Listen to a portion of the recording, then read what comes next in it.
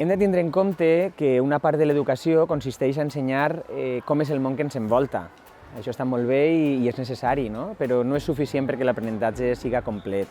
ja que també necessitem no només conèixer-nos a nosaltres mateixos, sinó també entendre com funcionem com a éssers humans. És per això que a les Carolines duem a terme el taller anomenat Em Conec, perquè per mitjà de l'autoconeixement l'alumnat treballa aspectes encaminats a tractar de comprendre la influència que les emocions i els pensaments tenen en les persones, i a més el taller compta amb sessions dirigides a practicar postures de ioga o aprendre tècniques de respiració per a regular estats emocionals, a potenciar la resiliència